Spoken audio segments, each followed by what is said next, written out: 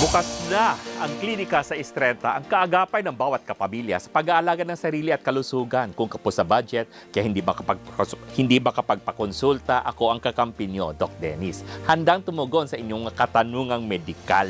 Flatulence. Ang Yan. ganda pakinggan, ano? Ang gandang pakinggan kasi flatus ang utot sa medicine. Flatus. Flatus ang tawag sa isang taong nagpapas ng gas sa likod.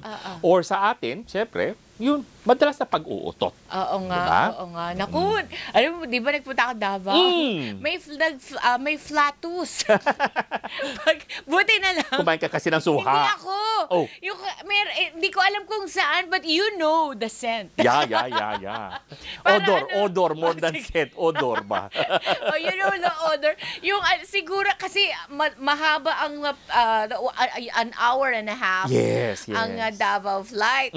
So siguro pinigil niya, and then when that person stood up, medyo, di ba merong whether you like it or not, it will release. It will release. Di ba Oo. may ganon? Yes. Kasi may component sa ating pinapass out na gas Yeah. sa ating large intestine na containing sulfide, yung sulfur, hydrogen, methane gas, at yung mga breakdown products ng mga kinakain natin. Methane gas, so totoo nga, Meron pag umutot yan. ka, magliliyab. Pag Hindi naman. Kasi Yung sa like, movies? yung sa movies, yung pag marami, lalo pa sa babuyan, yung poultry, Okay. yung biogas, totoo yun. ah, Totoo talaga. really? That is accumulated kasi yan, Tita Winnie. accumulated. So sa tao, meron din, pero hindi naman to the point na pwede tayo maglihab ng So, sabihin natin. over-exaggerated. Yes, lang exaggerated, but it contains components na yes, na pwedeng magliyab kung talagang nasumutotal natin marami. yan.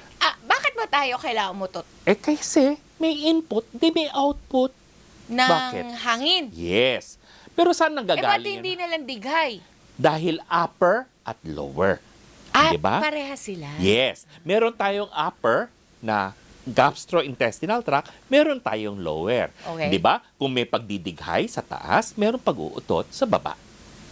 Bakit iba ang karakteristiko niya? Dahil dito, hindi pa siya na ferment. Sabihin natin na sa may sikmura area pa lamang. Nag-soft drinks ka, carbonated drinks. Okay. 'Di ba? Pag take mo, lumalabas. Wala pang baba sa baba. 'Di ba? Pero pagka kumakain din, nagdidighay. Yes. Kasi, Dahil madaldal ka. ba kumakain? Yes. Air swallowing is one major source at reason bakit ka maraming gas sa bituka. Hindi ibig sabihin busog na ako. Hindi. Iba ang busog.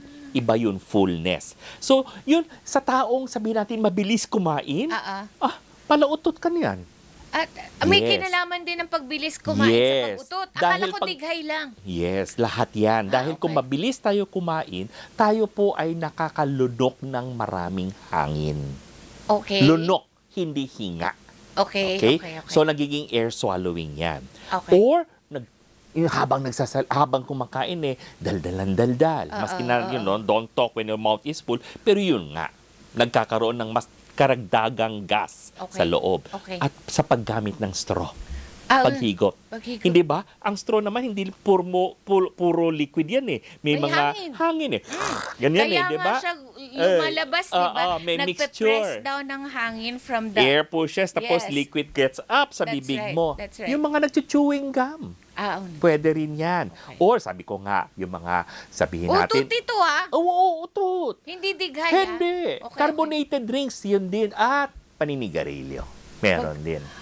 Okay. So, bakit may mabaho, may walang amoy? Depende na to Okay. sa mga kinakain mo. Dahil itong sabihin natin, mga kinain natin, ano bang proseso pagbaba ng ating pagkain? Mula bibig, lalamunan, sikmura, papunta sa maliit na bituka. Sa maliit na bituka, kinukuha ang mga nutrients at nutrition.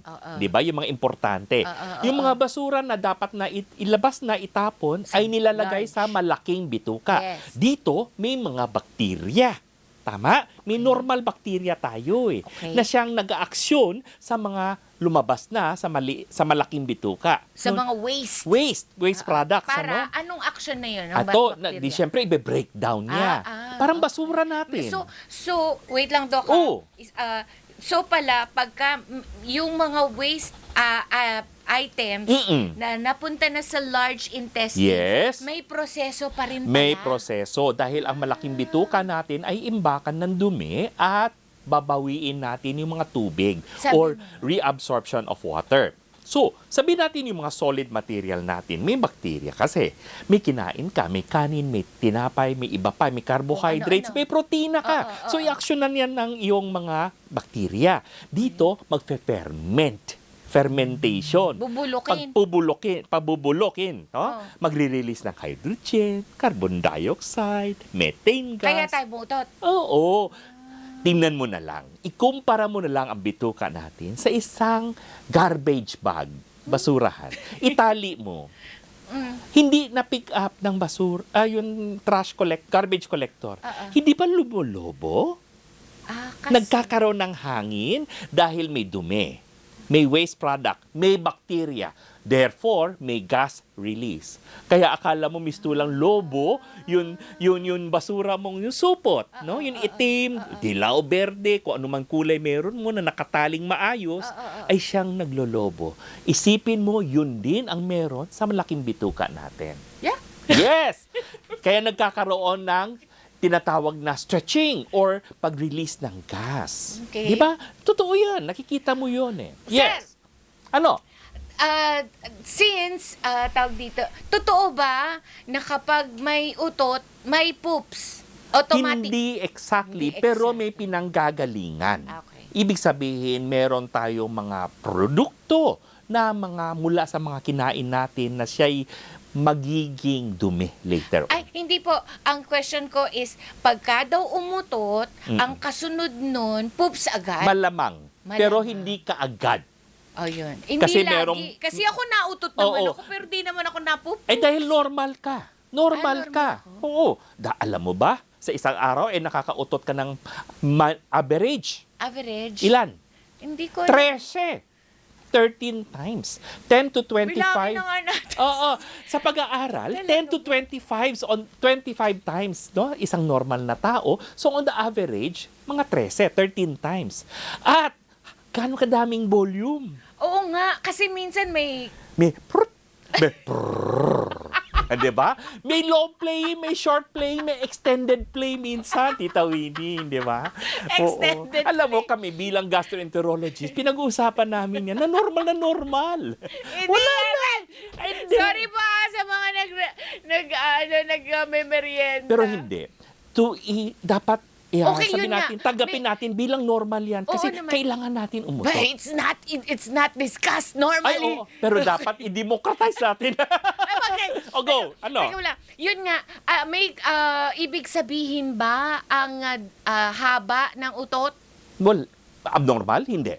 Dahil depende yan sa anong uring pagkain na pasok sa katawan mo, gaano kadaming hangin, nalunok Tulad mo. natin, daldal tayo ng daldal. Ngayon, Mm-mm. pag alam mo, pag uwi ko, Dok, nautot ako talaga, Yes. promise. Ito na, mga taong humihilik.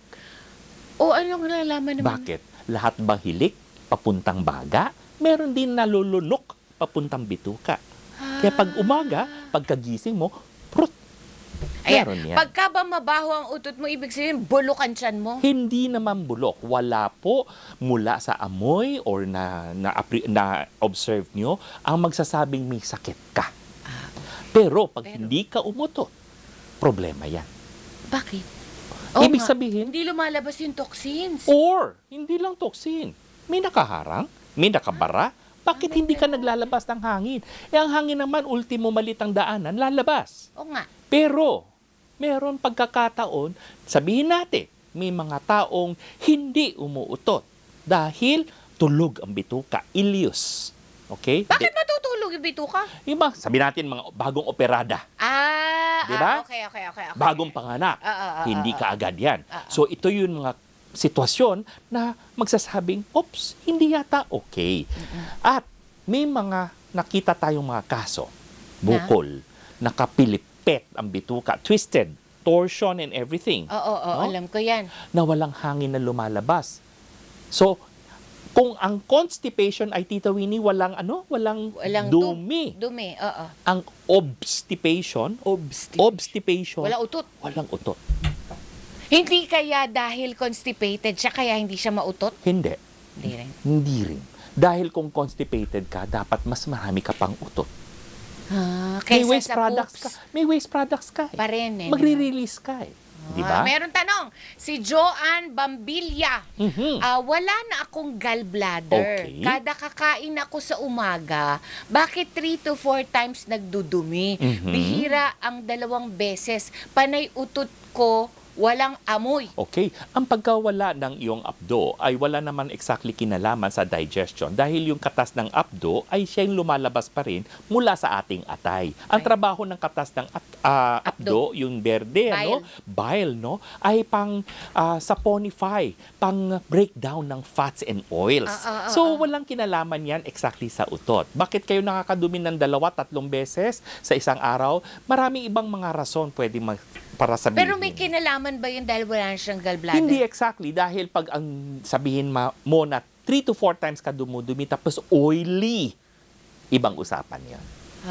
Kung 3 to 4 times na, ayos naman. Yes. Basta gusto lang. Walang weight loss, walang ibang red flag signals, weight loss, blood sa Or dumi. loose. Oo, loose stools or Watery. change bowel habit, tibi, diarrhea, tibi, diarrhea. Yan, Medyo hindi natin gusto yan. Ayan, so yun.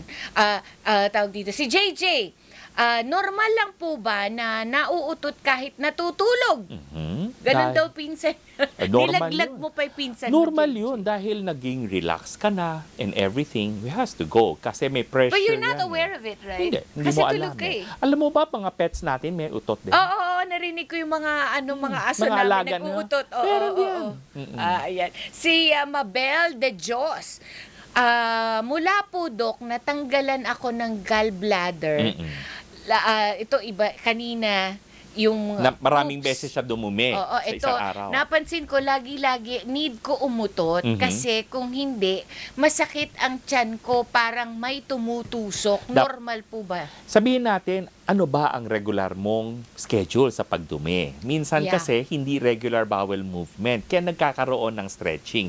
Sa totoo lang, wala o medyo malayo ang relasyon o relationship gallbladder. na walang abdo sa isang taong palautot. Ayun, walang connection. Wala. So this may be another case? Yes. Yes. So And it may not be a problem, Tita Winnie. It may not It be may a not be problem. dahil yung causes ng utot or flatus, Oo. depende sa pagkain mo yan eh. Alam mo ba? Yung mga beans, munggo, cauliflower, broccoli, onion, garlic, ay sources ito ng gas-forming... Kamote. Yes, gas-forming agents yan eh. Iba nga, pag uminom lang ng gatas or dairy products, mas mahangin. Kasi lactose intolerant Yes, sila. kaya nagre-release ng gas. Kasi kung lactose intolerant ka, wala kang lactase enzyme para i-break down yung lactose mo into 2 sugars. Oo, ayan. Si Boy! Normal lang po ba na hindi nakakadumi araw-araw? Hindi ko pwedeng sagutin ng dire-diretso yan. Ang normal natin dumi, at least, higit sa 3 beses sa isang linggo. Patatlo, paatras, pakaunti, hindi po normal, hindi po dapat. Dahil yan ang isang kategorya ng constipation. Okay. Ang bowel movement of 3 or less is considered constipation. Pero araw-araw dapat. Hindi exactly araw-araw, dapat sabihin natin higit sa 3. At Okay. least, no? Higit sa 3. So, 4 and up. Or every other day, in other words. Okay. And you have to watch out for red flags. Yes, red flags natin, dugo sa dumi, pagbabago ng timbang mo, walang gana, lumiliit po ang kalibre ng yung laki ng dumi o haba ng dumi nyo, parang mistulang kambing o holen. Or sabihin natin, meron kayong Parang family history ng problema sa malaking bituka. Yan. Si AC! Dok, pag may mga pagkain po ba na pwede ko kainin para di mabaho utot ko?